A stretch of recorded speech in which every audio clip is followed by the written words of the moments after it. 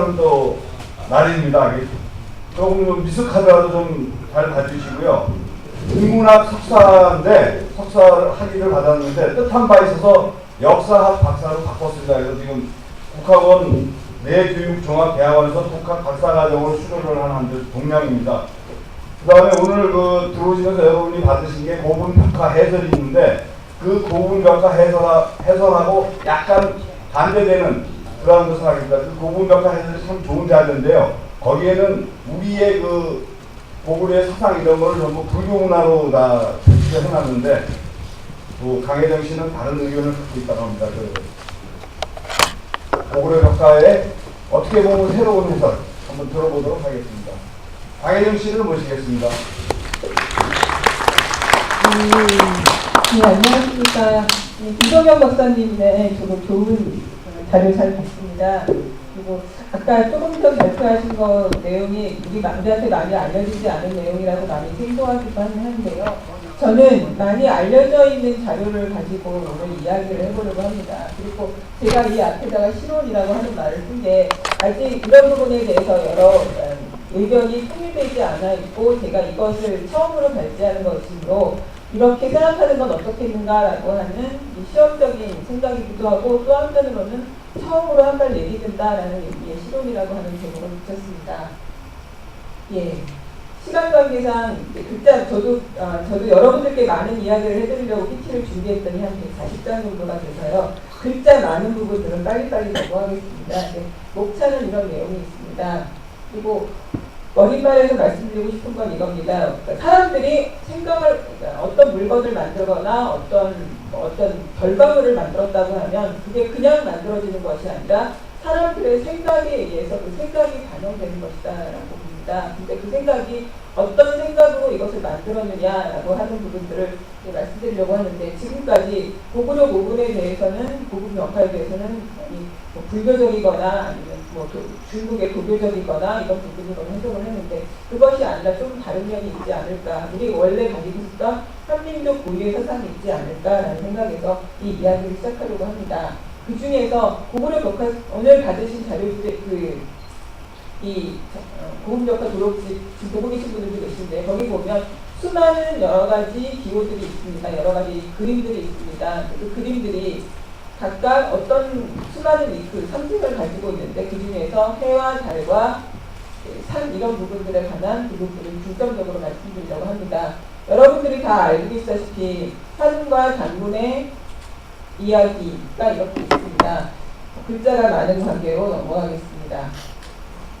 예, 여기에서 단군은 아사다로 들어가 산신이 되었다. 그리고 세종실록 지리지 평안도 평안부의 단군고기에 의하면 이런 이야기가 나옵니다. 여기에서 환웅이 천부 3인을 가지고 태백산 신단수 아래 방문했고 아사다에 들어가 신이 되었다. 이 이야기를 좀 정리해보면 이제 이런 식의 이야기가 됩니다.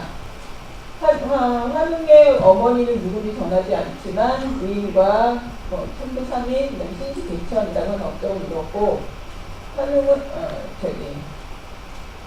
이 사이에서 이제 단군이 태어난 거고 여기서부터는 땅의 신이라고 하는 고음이라고 얘기하는 운명을 얘기할 수 있지만 단군의 어머니는 비서가 파백의 딸이라고 나옵니다. 그리고 단군이 어떤 천수병한 선생님을 가졌는지는 모르겠지만 아버지 환웅이 가지고 있던 부분을 그대로 빌려받았다라고 한다면 아마 천부 3인일 거고 그리고 지금 고고학적으로 나온 인물에서 가장 많이 나오는 청동칼, 청동거울, 청동가물이 아닐까라는 추정을 합니다. 이건 자료집에 있으므로 넘어가기로 하겠는데요. 여기에서 여러분들이 지금 갖고 계시는 고분벽화 자료집에도 있고 보면 여기 각도총에 실험하는 그림입니다. 실험하는 곳의 밑에 나무가 있고 그 나무 밑에 뭔가 검게 있습니다. 확대해서 보면은 지금은 많이 지원을 여기까지 나타나진 않지만요. 여기 곰이 두 사람이 실험하는 걸 이렇게 구경하고 있는 모습이 있고요. 그 옆에 호랑이가 있습니다. 곰이 나오고 호랑이가 나오고 나무가 나오는 이야기. 조금 전에 보았던 이야기가 많이 유사하지 않습니까? 그리고 이건 장천 1호분에 있는 그림입니다. 이거를 백희기약도라는 이야기도 하는데요. 여기 나무가 있고 그 주위에 사람들이 모여 있고 뭔가 기원하기도 하고, 근데 그 옆에 보면 또 하나의 나무가 있는데 그 안에 지금 받으신 자료 중에 이 사진이 좀 벽화가 크게 나와 있어서 아마 보실 수 있을 겁니다. 이쪽 나무 밑에 굴이 있고 요 밑에 곰이 한 마리 이렇게 웅크리고 있습니다. 그러니까 곰과 나무와 웅크리고 있는 이 모습, 조금 전에 말씀드렸던 환운, 단군, 웅녀 이야기가 이 벽화 안에 담겨져 있습니다. 이거는 고구려 사람들이 본인의 정체성을 어느 날 그냥 이렇게 뚝 떨어진 존재가 아니라 단군 조선에부터 내려오고 있는 어떤 사상적, 문화적, 역사성, 공통점을 가지고 있다라고 하는 부분을 표현하고 있는 게 아닌가 싶습니다. 근데 고구려 고금벽화에만 나무와 곰과 호랑이가 나오는 게 아니라 은영성 평양지역에서 출토된 금장실인데요.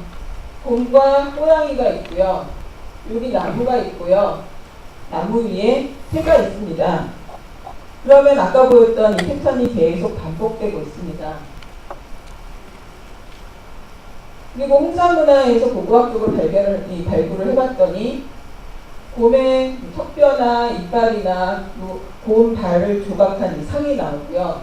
그 옆에 눈에 푸른 보석을 박은 여신이 제단 위에 이렇게 있는 모습이 나왔습니다. 그러면 아까 말씀드린 것처럼 단순히 그냥 옛날 이야기, 신화라고 하는 걸로 치부해버렸던 그 이야기 속에 있었던 그냥 곰과 사람과 환웅과 이런 이야기로 끝나버리는 것이 아니라 이 당시 사람들한테는 이것이 굉장한 어떤 신앙의 대상이었고 이것이 문화였었고 사상의 한 축을 이루고 있다라는 말씀을 드릴 수 있을 겁니다. 곰뼈와 곰조각상이 있고 여신이 나오고 있습니다. 고구려 고금벽화 속에 나와 있는 이야기 중에 부여에 관한 이야기가 나옵니다. 부여의 초대 왕은 동명이라고 하는데 동명의 특징은 화를 잘 쏘았습니다. 동명의 아버지도 하느님의 동명의 아버지도 하느님의 아들이고 하느님이고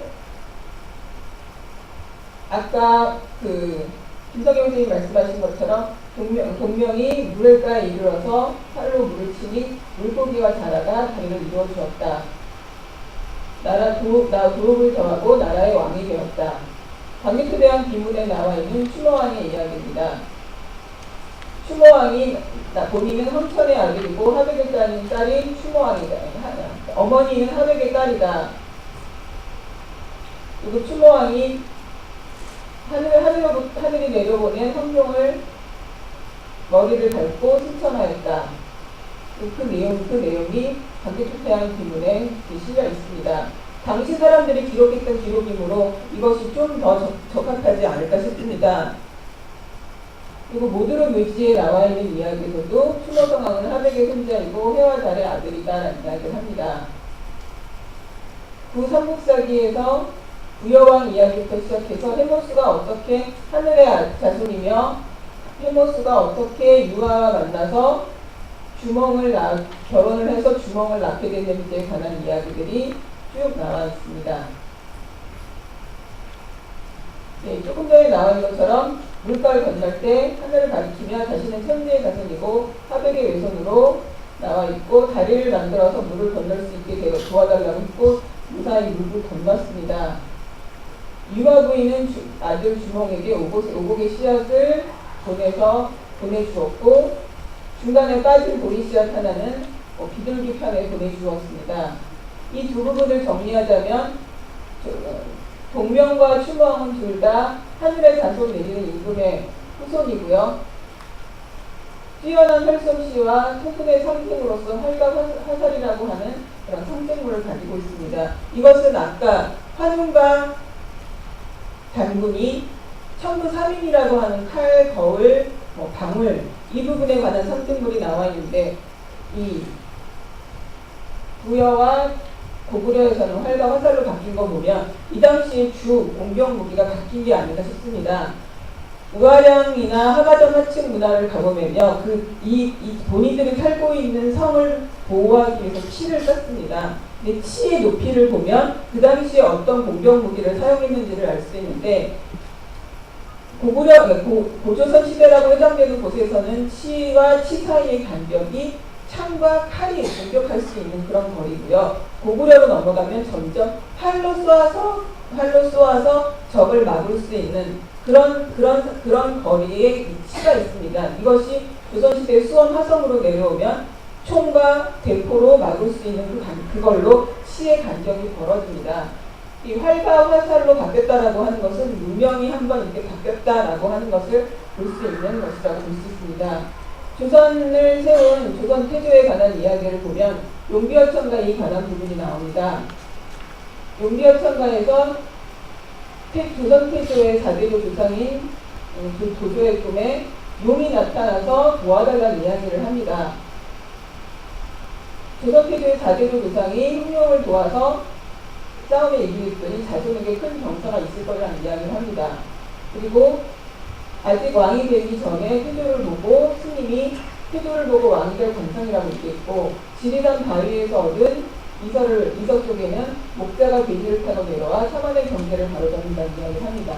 꿈에 선인에게 근척을 받는다는 이야기가 나옵니다. 이거는 조선 태조가 왕이 새로운 나라를 세우고 왕으로서 어떤 신통하기도 하고 신이한 어떤 능력을 가지고 있고 하늘로부터 내려온 권위를 징표를 가지고 있다라고 하는 징표이기도 하겠습니다. 그래서 그 부분을 아까처럼 정리를 하자면 이런 이야기가 나옵니다. 근데 여기서 아까 고구려와 부여의 경우에서는 물이 나오고 버드나무의 이야기가 상당히 중요하게 나오는데요. 네. 근데 여기 조선에서는 그 물과 관련된 직접적인 유아부인처럼 물과 관련된 신화는 나오지 않습니다. 대신 조선 태조의 두 번째 왕비인 신덕왕후 감씨가 조선 태조를 만날 때 그 버드잎을 물에 띄운 걸 돈 내면서 그걸 계기로 결혼을 한다는 이야기가 나옵니다. 근데 이거는 신덕왕후에게만 해당되는 것이 아니라 고조태조의 부인인 장하왕후 오씨의 경우에도 물에 띄운 버드나무 잎을 통해서 고려의 태조와 결혼하게 된 이야기가 나옵니다. 그거는 국모로서의 어떤 자격은 물의 특성을 가지고 있는 수신으로서의 능력을 가져야 되는 게 아닌가라고 하는 그런 상식적인 부분을 추론해낼 수 있습니다. 무용총의 수렵도가 있는데요. 가장 많이 알려진 그림이기도 하고 여기 뒤돌아서 활을 쏘는 이 장면이 가장 유명하기도 합니다. 근데 이 중에서 조금 전에 보여줬던 이 장면 중에서 여기 부분에 나오는 사람은 활동적으로 움직이지도 않고 동물을 직접 사냥하지 않는 사람의 화살통에는 화살이 굉장히 많습니다.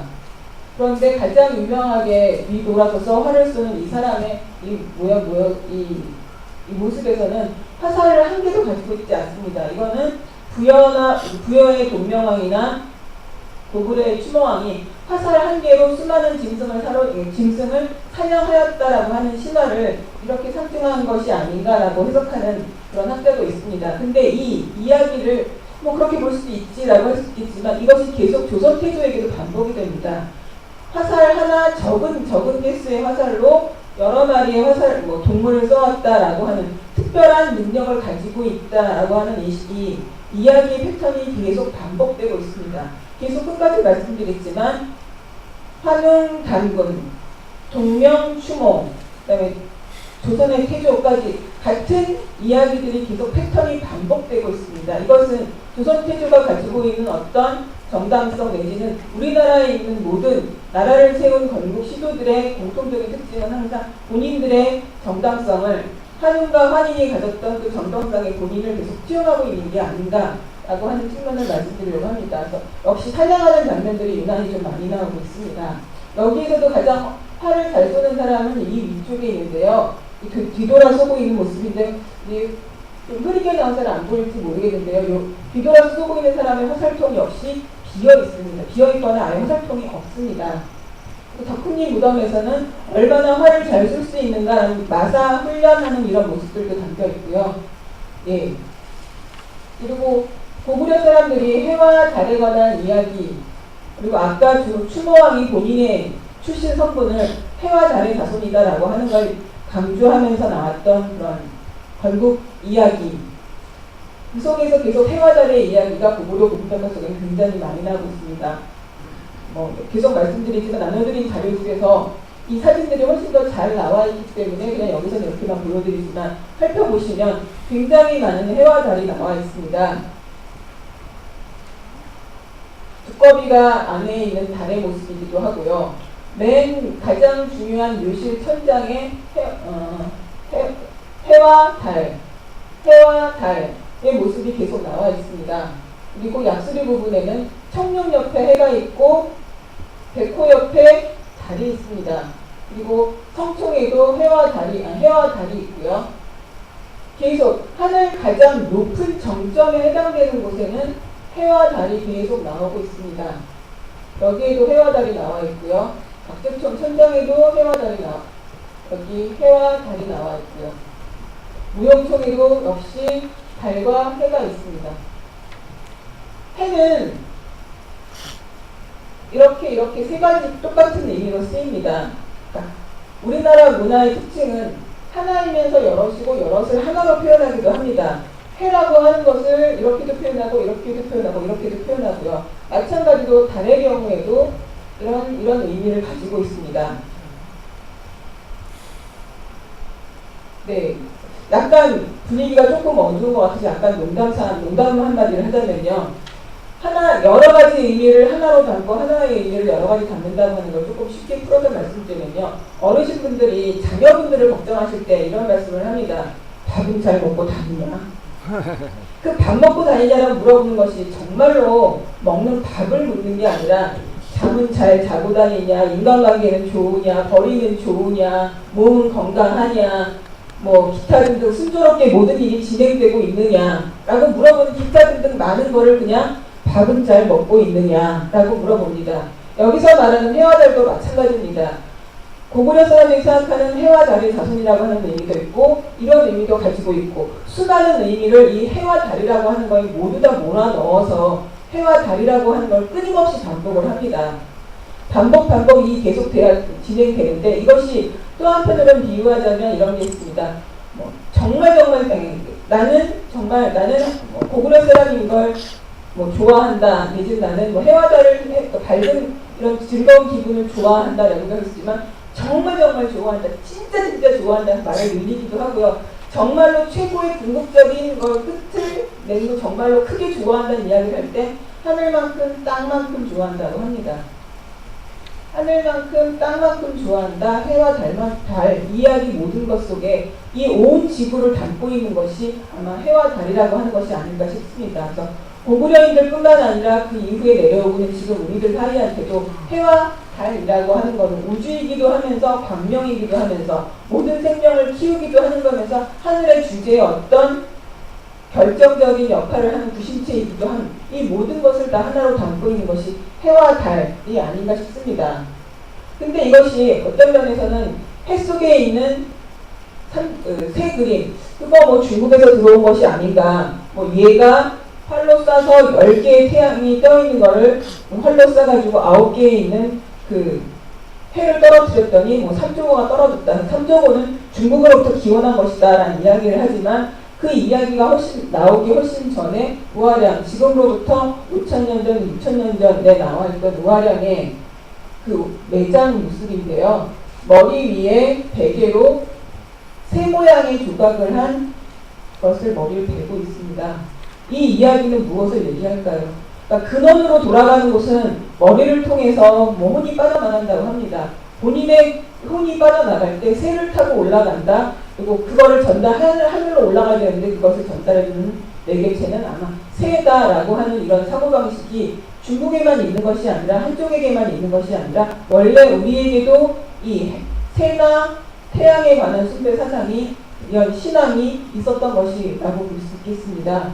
우화량에 나와 있는 여러 가지 유물들이 윤영선 박물관에 가면 나와 있는데요. 수많은 조각들이 있습니다. 조각들 중에서 여기 새 모양의 베개 어떤 것들이 나와 있고요.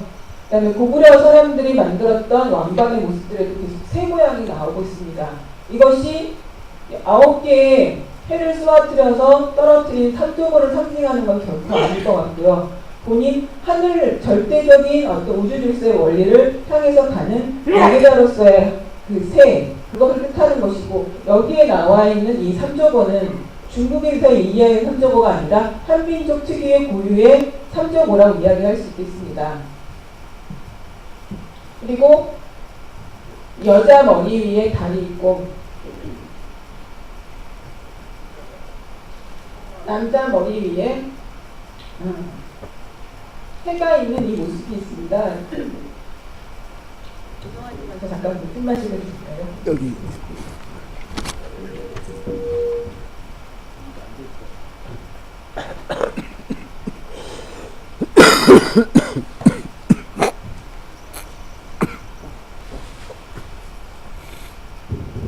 네, 처음 선 거라서 좀 긴장을 했더니 입이 목이 말랍니다. 죄송합니다. 예, 여자는 달로 상징을 하고 남자는 해로 상징을 합니다. 근데 그리고 이것이 오해분 사오멸도 있고요. 오해분 사오멸 위에 이 그러니까 달의 여신과 해의 남신이 있는 그 위에 또 다른 해와 달이 있습니다.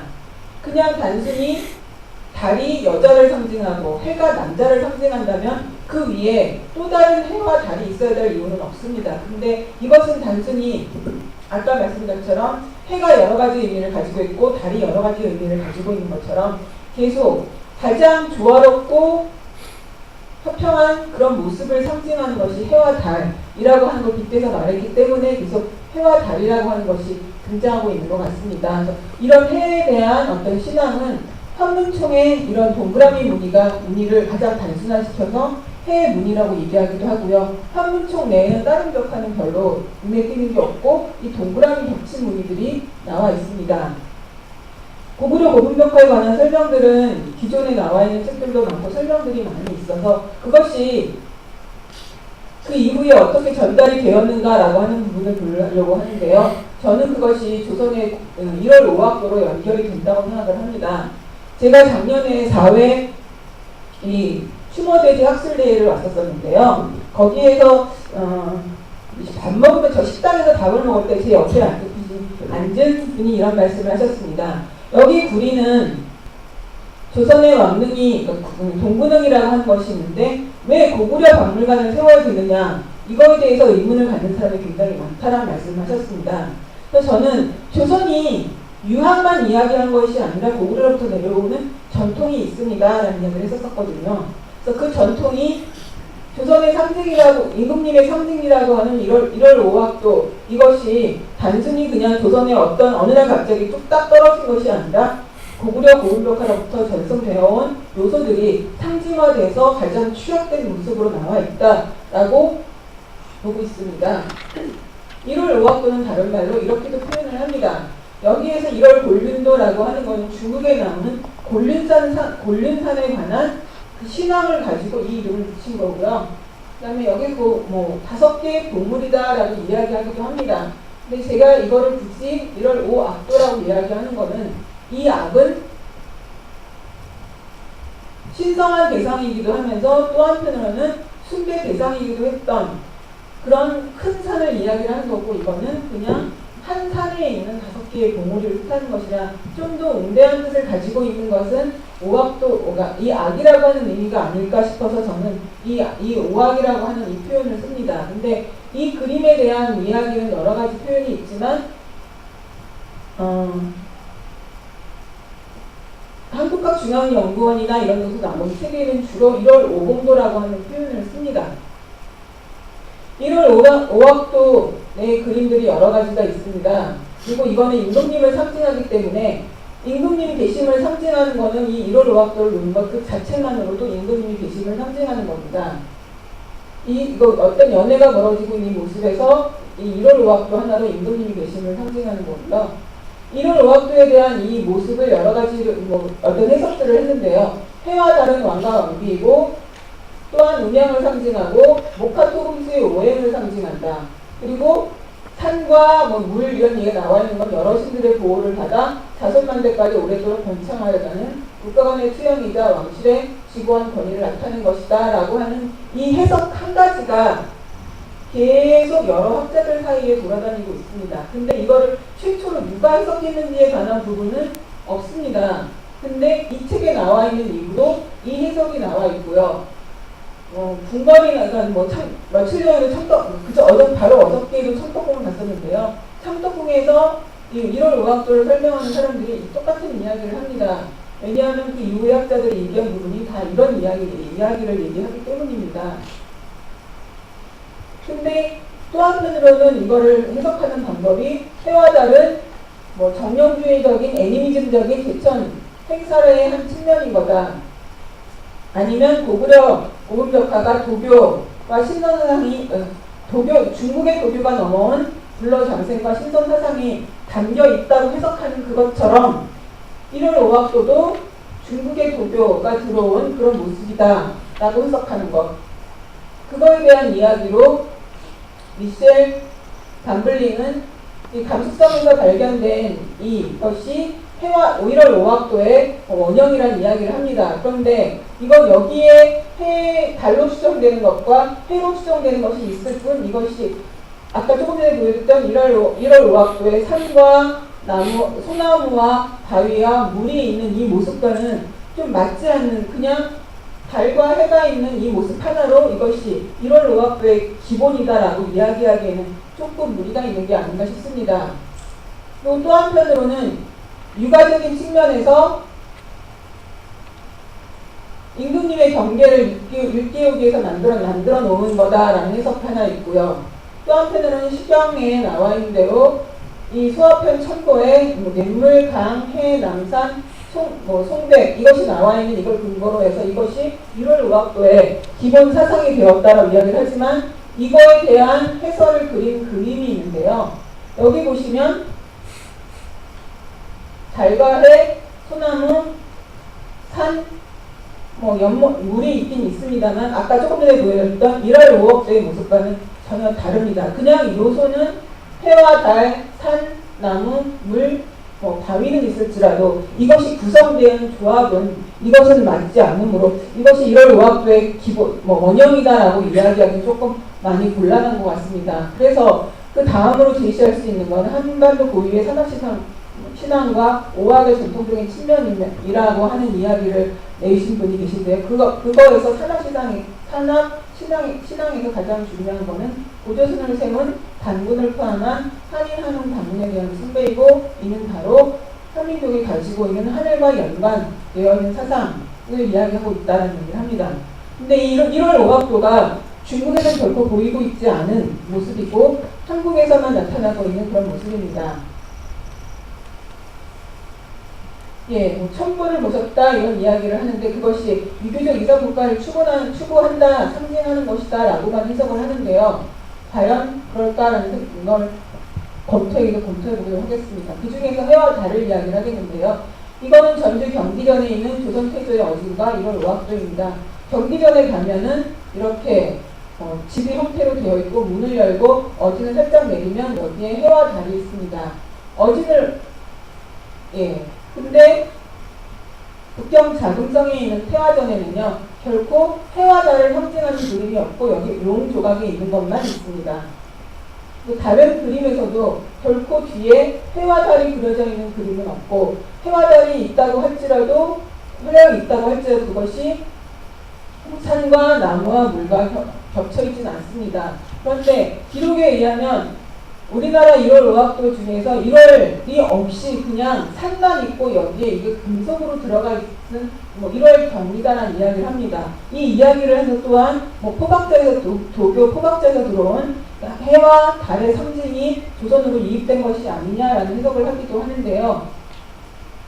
그것보다는 좀 더 다른 의미가 있는 것 같고요. 명나라 홍치의 좌상에 보아도 역시 해와 달은 없습니다. 대신 어깨에 해와 달이 그려져 있는 이 옷을 입고 있긴 하고요.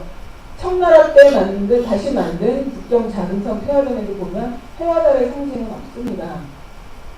근데 덕훈리 벽화군에 보면은 여기 뒤에 해를 상징하는 것과 달을 상징하는 것 같은 부채 모양의 가림 이런 것이 있는 것 같고요. 그 다음에는 합천 해인사에 있는 조선 세조의 전신 화상에 보면 해와 달을 상징하는 이 모습이 들어가 있습니다.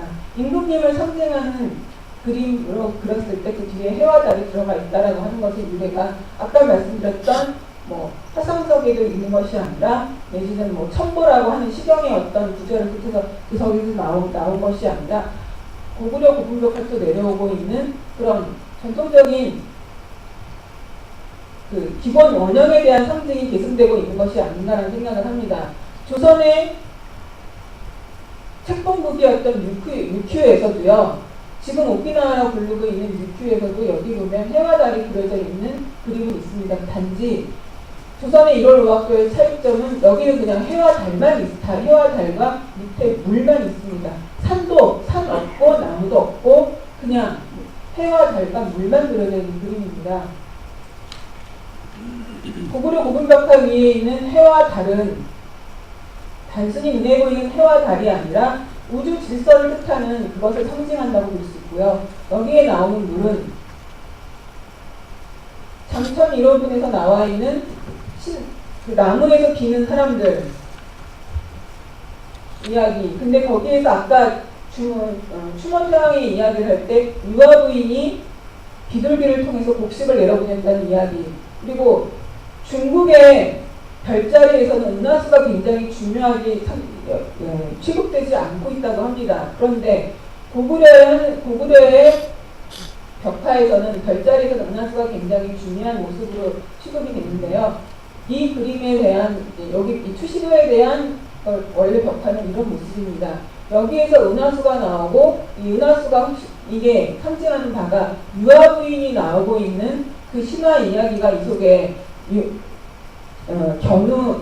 직녀 이야기로 이것이 투영된 것이 아닌가라고 하는 해석을 한 사람이 그러니까 별자리를 신화로 풀어본 그 학자에 의한 해석이 있었습니다. 저도 이것이 중국에서는 은하수는 그냥 날짜를 은하수에서 별로 중요하게 생각하지 않고 한국의 신화나 별자리를 굉장히 중요하게 나오고 보면 이게 한국만이 가지고 있는 특징이 아닌가, 한민족이 가지고 있는 특별한 특징이 아닌가라는 생각을 합니다.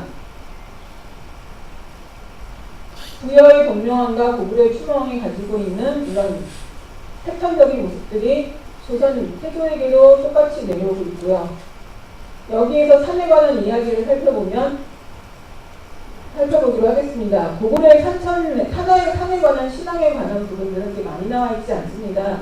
삼국시대 때 산에 관한 신앙은 신라가 가지고 있는 그 신앙에 관한 부분들이 주로 나오는데요. 삼국사기에 고구려는 산천의 제사를 지낸다.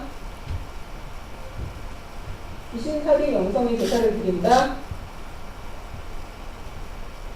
큰 산의 제사를 지낸다. 산천의 제사를 지낸다. 이 이야기만 나와 있어서 고구려는 딱히 산을 숭배하는 신앙이 없다는 이야기를 합니다. 그런데 강서대면을 살펴보면요. 사신도가 있는데 그 중에 청룡, 백호 나와 있고 주장 밑에 보면은 잘 보이실런지 모르겠습니다. 주장 밑에 산이 있습니다. 현무 밑에 잘 나와 있지는 않습니다. 근데 여기를 직접 들어가서 강서대묘와 강서주묘를 직접 들어가서 본 학자의 말에 의하면 이 사신 밑에는 아까 주작에 보였던 것처럼 다 산이 있었다는 이야기를 합니다. 강서주묘, 청룡, 백호, 주작, 현무 밑에 산이 눈에 띄게 나와 있습니다. 이거 역시 이 사실 네 가지가 그냥 공중에 떠 있는 것이 아니라 산 위에 딛고 산을 힘차게 뛰어오르고 있는 모습을 나타낸 것이고요. 강서대묘 천장화에도 보면 산이 나와 있습니다. 이것이 삼국사기나 다른 기록에는 고구려가 가지고 있는 산악신앙에 관한 부분들이 나와 있지 않고 대부분이 신라가 가지고 있는 산악에 관한 신앙들 그것만 나와 있는데 그것이 고구려가 그것이 없었던 것이 아니라 기록으로 남아있지 않고 대신 그림으로 남아있는 것이 아닌가 하는 생각을 해봅니다. 그리고 덕흥리 무덤의 산양화에서도 계속 산이 계속 등장합니다. 근데 이것이 이 산양화가 가지고 있는 이 위치가 어디냐면요. 일상생활을 나타내는 그 생활 모습을 그리는 그 측면이 아니라 천장 그림입니다. 하늘 세계에 산을 그려놓고 그 위에서 사냥하는 모습을 나타낸다고 하는 것은 그냥 짐승을 사냥하기 위해서 그냥 생활 터전으로서의 산이라기보다는 어떤 숭배 대상이 아닌가라는 생각을 합니다. 징파리에서도 신비로운 물은 이런 여러 가지 문양과 함께 위에 산이 보이고요. 근데 이것이 고구려, 신라, 백제가 가졌던 산악신앙이 고려를 거쳐 조선으로 내려오고 있었다는 것으로 보면서요. 조선 초기에 오진, 오해, 자독에 관한 이 부분들을 이걸 다시 재규정을 했습니다.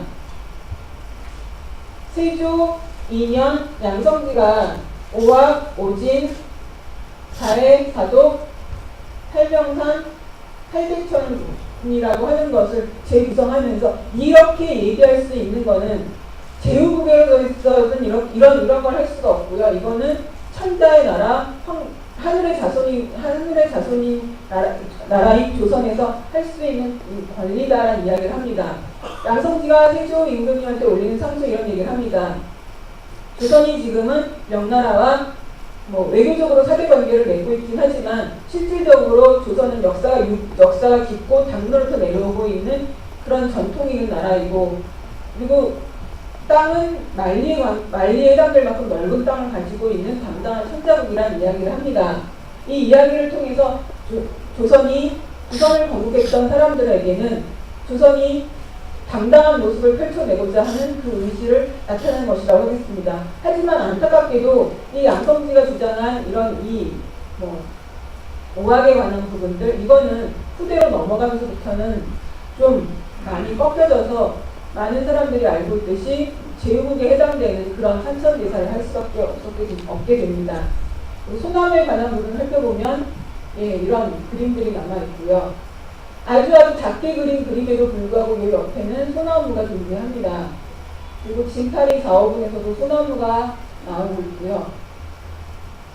또한 소나무 그림이 화면이 색깔이 잘 안 나와서 안 보이지만 이렇게 소나무가 녹색으로 이렇게 나오고 있습니다. 징파리 4호분에 소나무와 비롯해 여러 가지 그림들이 함께 나와 있는 걸 있는데요. 이 소나무에 관한 얘기가 나오면 사람들은 이런 이야기를 합니다. 나무에 관한 신앙은 전 세계적으로 보편적으로 되어 있는 것이지 고구려 사람들만 가지고 있는 특별한 신앙이 아니다. 어떤 면으로 맞을런지 모릅니다. 한동석에서 나온 것이나 이런 곳에서 나온 것에도 전 세계 사람들이 가지고 있는 우주수의 개념을 가지고 있습니다. 근데 특별히 한민족이 가지고 있는 나무에 대한 신앙, 이 부분이 나무 하나만이 아니라 조화롭게 어우러질 때 그것이 어떤 상징으로서의 의미를 부여할 수 있는 게 아닌가 싶습니다. 태종 8년에 이 이야기를 보면 소나무와 잣나무는 굉장히 반드시 있어야 되는 것이다라는 이야기를 합니다. 소나무와 잣나무가 반드시 능에 있어야 된다는 이야기를 합니다. 징파리 4호분의 그림을 모사를 해놓으면 이런 그림이 됩니다. 이거를 제가 금정전에 있는 1월 5학도와 그 모사도와 이 징파리 4호분의 그림과 비교를 해보면요. 두 개의 연꽃같이 보이는 이 존재를 해와 달로 보고, 여기 소나무, 바위, 물, 그리고 이 위아래를 가로지르는 하나의 저 대칭선이 있습니다. 이 대칭선은 여기에도 있고 여기에도 있고 여기에도 있습니다. 1월 5학도에서 중심이 되고 있는 것은 가운데를 중심으로 해서 그것이 좌우 대칭으로 나눠져 있으면서 그것이 절대적인 어떤 권력을 상징한다고 많은 분들이 해석을 하지만 그것이 아니라 불변의 진리를 담고 있는 그런 표상으로 볼 수 있지 않을까라는 해석을 합니다. 의계 속의 1월 5학도가 이런 모습으로 나와 있습니다. 조금 전에 보여드렸던 징파리 부분에 나와 있는 그 그림과 유사한 그런 패턴으로 나와 있고요. 창덕궁 인정전에 1월 5학도에도 이런 그림이 나와 있습니다.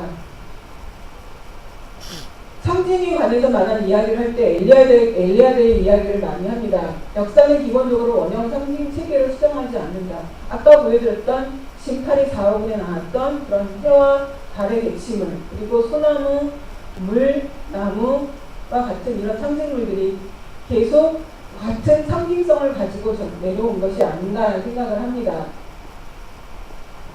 여기에서 반드시 단군조선, 부여, 고구려, 오늘은 거론하지 않았지만 신라, 백제, 고려 그리고 조선까지 모든 나라를 세운 그 임금은 한일세계처럼 90점을 향해 모든 백성이 일정한 소속감을 가질 수 있도록 해야 되고, 해와 다르게 골고루 비추는 것처럼 임금은 모든 사람을 인간다운 삶을 누릴 수 있도록 돌봐줘야 된다라고 하는 그 의미를 담은 게 바로 1월 오학도가 아닌가 싶습니다. 단군조선, 고구려, 조선왕조를 비교를 해보면 이렇게 정리가 이렇게 정리를 해보았는데요. 처음에 단군조선 시대 때에는 부모의 신격이 지모신적인 부분이 강했다 그러면 고구려 때부터는 농업이 발달하면서 이런 부분이 들어가고요.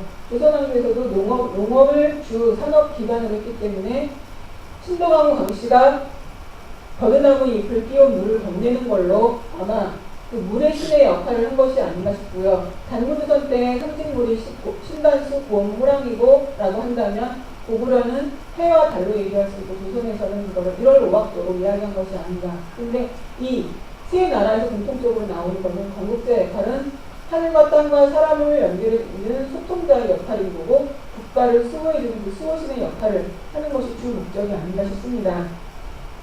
용비어천가의 일장을 보면 조선이 금방 세워진 나라가 아니라 하는 일마다 복을 받는 그런 일을 한 것이고, 그것이 옛날 일과 같다. 그리고 조선이 세워진 지 얼마 안 된 나라라고 생각하지만 그것이 아니라 원래 역사가 깊은 나라다라고 하는 부분들을 가장 앞부분에 실은 것이 아닌가 싶습니다. 계속 앞부분에 나왔던 단군조선, 고구려를 뒤에 있는 같은 패턴을 같은 이야기의 화소를 반복시키면서 조선이 금방 세워진 나라라기보다는 계속 유구한 전통을 이어받은 적장자라고 하는 그런 모습을 담고 있는 게 아닌가 싶습니다. 거기에서 용비어천가가 그냥 이 두 개의 백부로 이어진 시만 있는 것이 아니라 거기에 수많은 주석이 있는데, 그 주석에서 보면 단군조선 시절 때의 신지와 고려 때 조선이 예언한 거에 의해서 한양으로 천도를 한다. 그리고 조선이라고 하는 나라는 아침해가 선명한 곳이다 라고 하는 이야기가 주석에 담겨 있습니다. 약간 분위기가 어둡기도 하고 지루하실 것 같아서 약간 농담을 한마디 하겠습니다. PR은 퍼블릭 리레이션이라고 이야기를 합니다. 근데 이거를 농담 삼아서 피할 건 피하고 알릴 건 알린다는 이야기 농담으로 하기도 합니다. 그렇다면 고구려에서는 무엇을 피하고 무엇을 알렸을까요? 딱히 피한 건 없는 것 같고요. 알린 거는 하늘의 자손이라고 하는 것, 통일인간 제세이화를 알렸고요. 조선왕조에서는 피한 건 딱히 드러나진 않고요. 알린 거는 지식층과 귀족에게는 조선은 중화 세계의 상대를 할 수 있는 막상대자라는 이야기를 하고, 백성들에게는 고려시대 때 수많은 외적인 침입으로 인해서 시달림 당했던 것을 든든하게 막아주는 어떤 수호자의 역할을 조선 태조가 한 것이 아닌가. 그래서 백성들에게는 태양 같은 영웅으로서 등장한 것이 아닌가 싶습니다. 조금 전에 말씀드렸던 용비어천가는 백성들한테 보여준다기보다는 지식층과 이런 신하들한테 보여주기 위한 거라서 중국의 이야기를 계속 이야기를 하면서 중국의 이야기와 계속 맞다라는 이야기를 계속 꺼내고 있지만, 백성들한테 나와 있는 그런 어떤 전설이나 이런 이야기 속에서는 백성을 구한 영웅으로서의 조선 태조의 모습이 나와 있습니다. 전주 경기전의 조선 태조가 이렇게 바로 해와 달을 함께하는 모습으로 나와 있습니다.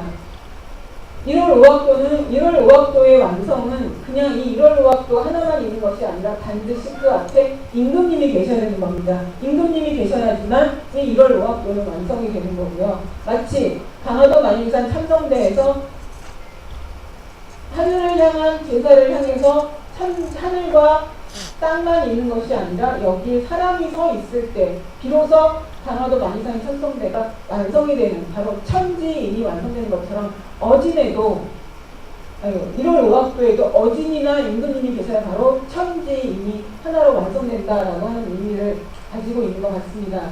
1월 5학도에 가지고 있는 역사적 의미와 가치에 대해서 말씀드리려고 한다면요. 여기 구리에 있는 동분릉에 있는 수능입니다. 수능에 보면 여기에 있는 이런 모습들이 하늘을 상징하는 수호자로서의 모습, 그리고 전체 건국자로서의 모습들을 각 임금님들마다 가지고 있는 것 같고요. 그리고 여기에 나와 있는 여기 뭐 도깨비선이라고 이야기하는 이 그림, 이 조각들이 고분에 있는 안압 산호분에 있는 그 일명 도깨비 얼굴이라고 굉장히 많이 닮아 있습니다. 조금 전에 보여드린 것은 수능이지만 이건 동고능에 있는 능 중에 하나입니다. 번없는과 수능을 제외한 나머지 7개 능 중에 하나에 있습니다. 이 이름이 어떤 능인지 궁금하시면 동고능을 한번 방문해 보시면 좋을 것 같습니다. 여기 균형이 있습니다. 예, 1월 의학도에 관한 부분들을 말씀드리면서 앞으로 제가 좀 더 보완해야 될 부분을 말씀드리자면, 지금 그러니까 작년에 사직단 제사와 종묘 제사에서 황태손이 입은 그런 이 골룡도를 찍은 이 부장복을 찍은 건 이건데요. 왼쪽 어깨에 달이, 오른쪽 어깨에 해가 담겨 있고 여기에 별과 산이 있습니다. 이것이 1월 오학도와 어떤 연관관계가 있는지에 관한 부분들을 좀 더 살펴볼 예정이고요. 그 다음에 경복궁에 있는 1월 오학도와 지금 창덕궁에 있는 1월 오학도에 미묘한 차이가 있는데, 이런 부분들이 어떤 차이가 있는지에 관한 부분들을 좀 더 살펴보려고 합니다. 예, 조선왕조는 많은 이견들을 가지고 계시긴 하지만 단군조선을 이었다고 하는 부분이 나옵니다. 정도전에 조선경국전을 보면 조선은 3조선이 있는데 단군조선, 기자조선, 이만조선이 있다. 그 중에서 지금 건국한 조선은 기자를 이었다는 이야기를 합니다. 근데 아까 말씀드린 것처럼 해가 여러 가지 의미를 가지고 있는 것처럼 1392년에 세운 조선은 기자를 이었다는 의미를 겉으로는 이야기를 하고 있지만 또 한편으로는 단군을 이었고 단군을 이은 고구려를 이었고 계속 역사의 이어짐을 이야기를 하고 있는 것이 아닌가라는 이야기를 합니다. 단군조선부터 지금까지 계속 내려오고 있는 것은 한민족의 나라를 세운 이념은 바로 홍익인간 대세이화입니다. 단 한 번도 끊임없이 나라의 이름과 건국자 이름에서 빠지지 않게 나오는 것은 달금입니다. 달금은 이런 뜻이고요. 예, 추모왕은 삼조거를 붙고 세상으로 나아가서 세상을 하늘과 땅과 사람을 이은 사람입니다. 이건 바로 홍익인간이라고 얘기할 수 있고, 홍익인간은 넓고 크게 인간을 포함한 모든 지구의 모든 만물을 서로 조화롭게 운영하는 사람이라고 이야기할 수 있습니다. 지금 21세기에 삼조거를 품고 세상으로 나아가서 널리 많은 사람들을 이롭게 하는 사람의 직인이 있습니다. 그것이 바로 유엔 사무총장이 직인이기도 할 뿐만 아니라 이 고구려를 통해서 고구려의 정신을 아는 사람이 정말로 홍익인간을 할 수 있는 거고, 그런 제2의 더 크게 세상을 향해서 넓은 큰 일을 하는 사람들이 대한민국에서 좀 더 많이 나왔으면 좋겠고, 그리고 조금 더 욕심을 부리자면 그런 제2의 제3의 홍익인간들이 바로 구리에서 나왔으면 좋겠다는 생각을 합니다. 넓고 크게 세상을, 인간을 포함한 모든 지구의 만물을 조화롭게 운영하는 사람, 바로 그 사람이 홍익인간이고, 그것을 알려면 바로 고구려를 통한, 그리고 단군조선을 통한 역사의 전통을 지속된 흐름을 파악하는 것, 그것이 우리가 역사를 배우는 목적이라고 생각합니다. 예, 감사합니다. 잠깐만 좀 서주시죠. 오늘 여기 데뷔전을 치르셨는데 점수를 한번 매겨보도록 하겠습니다. 박수 소리로 점수를 한번 매겨보기로 하겠습니다. 자, 잘하셨으면 크게 박수 한번 쳐주십시오. 축하드립니다. 마지막 과정에 시간이 5시 반인 관계로 안내 말씀을 좀 먼저 드리겠습니다. 이 지리응답 시간은 개별적으로 이 3반